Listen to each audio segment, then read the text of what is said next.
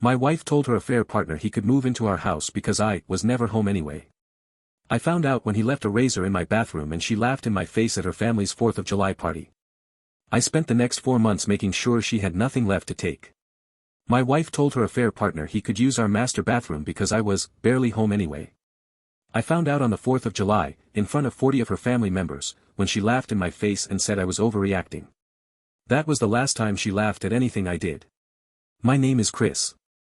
I'm 36, a project engineer for a civil construction firm based in Charlotte. I travel maybe 8 to 10 days a month, site visits, client meetings, inspection sign-offs. If you're already hooked, and we both know you are, a like and subscribe helps us keep digging through Reddit so you don't have to. We're all here for the same dopamine. Okay, back to the story. It's not glamorous, but it pays $112,000 a year and it built the life I thought we were both living inside. My wife, I'll call her Karen, is 34. We met at a mutual friend's birthday in 2017, got married in 2020, bought our house in Steel Creek in 2021 for $387,000. 3 bedrooms, a finished basement, a backyard with a deck I built myself over 2 weekends. I put $54,000 down. The mortgage is in both our names, but that down payment was entirely mine, pulled from savings I'd been stacking since I was 26. The marriage wasn't falling apart, as far as I could tell. Or maybe it was and I wasn't looking in the right places. Karen teaches spin classes at a studio in South End, works maybe 15 hours a week, and I covered the mortgage, utilities, groceries, and both cars without complaint. She handled her own credit card and whatever spending money she wanted. We weren't fighting. We were just parallel ships on adjacent routes. The razor was a bevel. Dark handle, a specific brand I had never owned and never bought. I noticed it standing in the cup on my side of the sink on a Thursday in late June. I'd been back from a site trip to Raleigh for about 40 minutes. I picked it up and turned it over in my hand. Held it there a full 30 seconds. I didn't say anything. I put it back exactly where it was. I went downstairs, poured myself a glass of water, and sat at the kitchen table. Karen was on the back deck talking on the phone. I could see her through the glass. She was laughing, that specific high laugh she only does with people she's comfortable with. My stomach went cold in a way that had nothing to do with the water. That night I looked at the bathroom again. There were 2 toothbrushes in the holder. I had one. The second one was green, medium bristle. I owned a blue one. There was a bottle of body wash on the shower shelf I hadn't put there. Old Spice Swagger. I used Dove bar soap. I know what my own shower contains. I didn't mention it. Not yet. And that was when I knew I needed to understand exactly what I was dealing with before I said a single word. The next morning, a Friday, Karen left for a 7 a.m. class at the studio. I had the day off. I sat at the kitchen table with my laptop and our joint bank account open in one tab. I want to be clear, this wasn't a snooping operation from jealousy. I had physical evidence in my own bathroom. I was gathering information. The joint account showed Karen withdrawing $200 in cash every Friday for the past 3 months. Regular as a clock. Fridays were my most common travel days. There were also 3 charges at a restaurant called Haberdish in Noda, nice place, not somewhere we'd been together in over a year. 2 charges at Resident Culture Brewing. 1 charge at a hotel in Uptown Charlotte, $189 on a Saturday night 6 weeks earlier when I had been in Greensboro for a site visit and Karen had told me she was staying at her friend Amanda's place because Amanda was going through a hard time. I didn't feel rage. I felt something closer to the moment before a controlled demolition, that quiet certainty that everything is about to come down on schedule. I opened a new document and started a log. Date, transaction, amount, stated reason at the time. I pulled 3 months back. When I was done the document was 2 pages long. That afternoon I called my buddy Matt. Matt is 38, works in IT security, and is the kind of person who has never in his life given me dramatic advice. I told him what I found. He was quiet for a moment. You want to know who he is, Matt said. I want to know everything before I move. Okay. Come over tonight. Matt helped me pull the connected devices list from our home Wi-Fi router. I had the admin password. Between my travel dates, there was a 3rd device connecting regularly to our network. A Samsung Galaxy. The device nickname in the router log was Jason's phone. Jason. But it gets worse. Matt ran a reverse search on the device registration patterns, I won't detail the technical specifics, it doesn't matter, and cross-referenced the times against the bank account withdrawals. Jason was in my house, on my Wi-Fi, connected to my internet, most Friday nights and occasional Saturday mornings. He was there when I was in Raleigh. He was there when I was in Greensboro. There was one instance 3 weeks earlier when I had been on a Tuesday overnight, and Jason had connected that Tuesday night too. I sat in Matt's kitchen and I said nothing for a long time. "You okay?" Matt asked. "Yeah," I said. "I'm making a list." I drove home that night and went to bed in a guest room, telling Karen I'd thrown my back out at the last site and needed a firm mattress. She barely looked up from her phone. The following 2 weeks I moved carefully. I made an appointment with an attorney. Her name was Rebecca, family law specialist, office on East Moorhead. The consultation took 90 minutes. I brought my printed bank log, my notes from Matt's router data, and the photos I had taken of the bathroom, the razor, the toothbrush, the body wash. Rebecca looked through everything without reacting much, which I appreciated. "North Carolina is an at-fault divorce state," she told me. "Marital misconduct is relevant to property distribution and alimony. The evidence you have is a strong start, but we'll want more documentation. Specifically, you want to establish that marital assets and marital resources, including the home, were used to facilitate or support the affair." "He's been sleeping in my house," I said. "Then we document that," she said. Rebecca recommended I not move any money yet, not change any passwords yet, not say anything to Karen yet. "You want the full picture before she knows you have any picture at all," she said. I left her office and called my father from the parking garage. My dad, Tom, is 64, retired from 30 years as a general contractor. He lives 45 minutes outside Charlotte in a small house he paid off in 2019. He's not a dramatic man. When I told him what was happening, he was quiet the way he always is when he's thinking something through. "What do you need from me?" he asked. "I might need you to hold on to some things," I said. "And I need someone who knew us both to be a witness to something eventually." "Tell me when," he said. That was the whole conversation. Over the next 3 weeks I documented methodically. I installed a small camera in the living room, technically a Nest Cam that we had always had on the mantle, already there. I simply activated the cloud storage feature. I checked the footage remotely from my laptop on travel days. The third Friday I was in Wilmington for an inspection, I checked the app at 9 p.m. Jason was on my couch. He was eating from a bowl, watching something on our TV. Karen was curled against him. He was tall, mid-30s, dark hair. They looked completely comfortable. Like people who had been doing this for a long time. I took screenshots. I saved the cloud clips. I did not call Karen. I went to bed. Y ahí fue cuando supe lo que tenía que hacer. Karen's family holds a 4th of July party every year. Her parents own a house in Mint Hill, her father is a retired dentist, her mother runs a small catering company. The party runs from 2 p.m. until dark, usually 40 to 50 people, neighbors and family and old friends, lawn chairs and a gas grill and a cooler full of White Claw. I had attended every one since Karen and I started dating. I was generally liked by her family. Her dad called me the engineer in the affectionate way that means he respected it. Karen mentioned the party 2 weeks out. "You're coming this year, right? You didn't have a trip." "I'll be there," I said.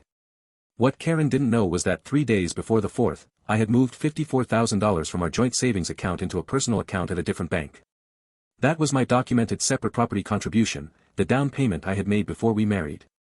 Rebecca had advised me that documenting and separating that amount was legally appropriate given what I was preparing to file. I left the remaining joint balance of $11,200 untouched. I also removed my name as a payer on Karen's car note and notified my auto insurance company to separate our policies effective the following billing cycle. I had a manila folder in the trunk of my car with a printed copy of the router logs, the bank transaction history with highlights, and 8 screenshots from the Nest Cam footage, including one that clearly showed Jason asleep on our couch on a Friday night at 11:47 p.m. with Karen's hand visible on his chest. I also had the receipt from my initial attorney consultation and a draft copy of the divorce petition Rebecca had prepared. The morning of July 4th, Karen was in a good mood. She made coffee, wore a red sundress, told me she hoped it wouldn't be too hot. I watched her move around the kitchen and felt a strange, still calm, not numbness, just clarity. The kind you only get when a decision is completely made. We drove separately because Karen wanted to stay later to help her mother clean up. That was fine. I needed my car. I arrived at her parents' house at 2:15 p.m. Tom, my father, arrived at 2:20. I had asked him to come, told him there was something he needed to witness. He parked, walked up the driveway, shook my hand, and said, "Nice day for it." The party was full. Karen's parents, her sister Ashley and Ashley's husband, cousins, neighbors, two of Karen's friends from the spin studio. Everyone in lawn chairs or standing around the grill. The kind of summer afternoon where people are loosened up by 3 p.m. At around 3:30, I was standing with a group near the grill, Karen's dad, Tom, Karen's uncle, two neighbors. Karen was across the yard with Ashley and one of her studio friends. The conversation near the grill was about the housing market and whether it had peaked. Normal. Then Karen's father said, casually, the way people mention these things at family parties, Karen tells me Jason might be moving to Charlotte full-time. You know him, Chris? She said he's been around a lot. Karen's mother, who had walked up with a plate of corn, added, he seems like a nice young man. We haven't met him yet but Karen talks about him. I looked at Karen across the yard. She had heard. I could tell because she'd gone still in the way people go still when a conversation they can't fully hear is about them. She was watching us. I took a breath. I said, in a voice that was completely level, yeah, Jason has definitely been around. He used my bathroom for about 3 months. Left his razor on my side of the sink. Karen's father blinked. Sorry. Karen started walking toward us. Quickly. Chris, she said when she reached the group. Can we talk inside? I'm fine out here, I said. Chris. He was in the house while I was traveling, I said. To her father. Not to her. I have footage from the living room camera. I have his device on our Wi-Fi router logs going back to April. Karen's face changed in a way I hadn't seen before. The color left it. You're being paranoid, she said.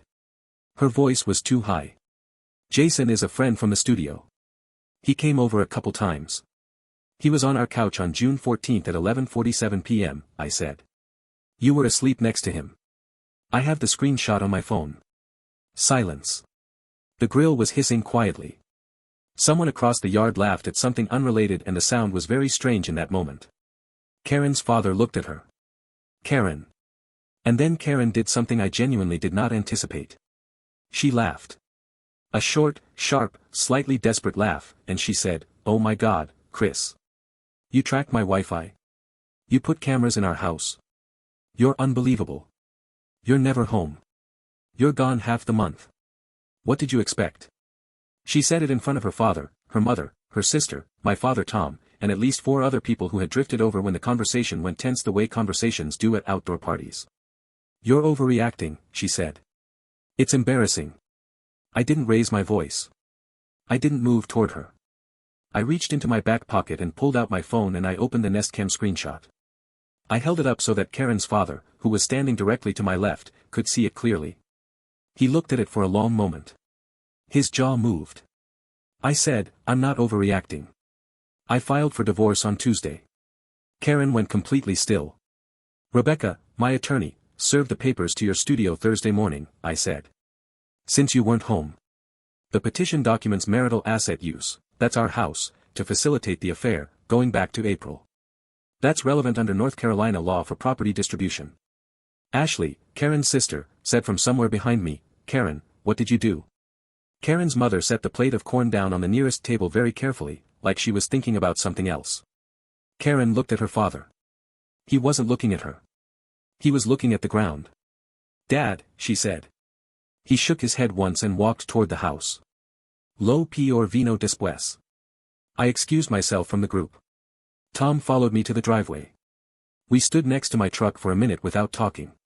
You all right? He asked. Yeah, I said. That went about how I expected. He put his hand on my shoulder briefly and then dropped it. Good. Let's go get dinner somewhere. I'm not eating that corn. I laughed. Actually laughed, for the first time in weeks. We drove to a barbecue place on Independence Boulevard and ate at a table by the window and talked about everything except Karen for about an hour, and that was the best meal I had in a long time. The legal proceedings took 4 months. Karen hired an attorney. Her attorney tried to argue that I had violated her privacy with the router data and the Nest Cam footage. Rebecca pointed out calmly that the camera had been on the mantle since 2022, was a household device registered in my name, and that both parties in a marriage have equal access to shared network administration. The footage was admitted. The divorce was finalized in November. North Carolina's property distribution process took the marital misconduct finding into account. The house was ordered sold, listed at $441,000, sold at $438,500. After the mortgage payoff, we split the equity, but because I had documented the $54,000 separate property down payment contribution, that amount was first returned to me before the split. The final distribution gave me $68,200 from the sale and Karen $26,100.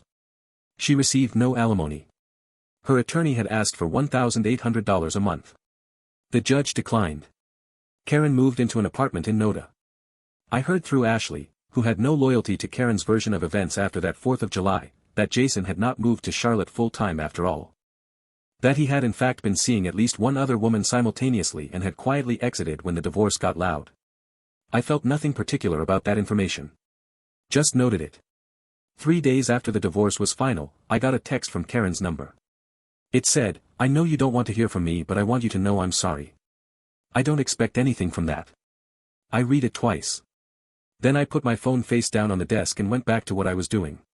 I didn't respond. Not because I was being cruel, I wasn't. There was simply nothing to say that would have changed anything that had already happened, and I've never believed in words that exist just to perform healing neither person has actually done. Fast forward to early January of this year. I'm renting a place in Dilworth while I look for the right house to buy on my own. It's a 2-bedroom on a quiet street, high ceilings, a small yard. I have my own bathroom with my own razor on my own side of the sink. Tom comes over most Sundays and we watch whatever game is on, and I make chili from a recipe I got from a construction foreman in Wilmington. Matt comes by occasionally. Rebecca sent me a Christmas card that said, "Wishing you a quieter 2025, and I thought that was exactly right. The house in Steel Creek, the one I built that deck on, sold to a young couple from Ohio who were relocating for work. Ashley texted me a photo of it after the sale closed. The new owners repainted the shutters dark green. It looked good, honestly. I don't carry anger about what happened.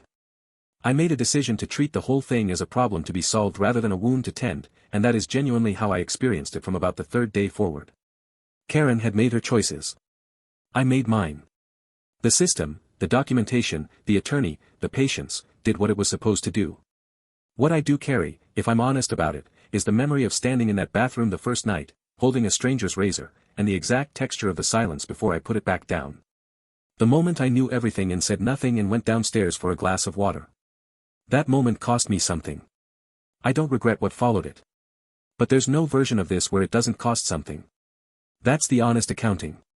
Everything after that moment was just math.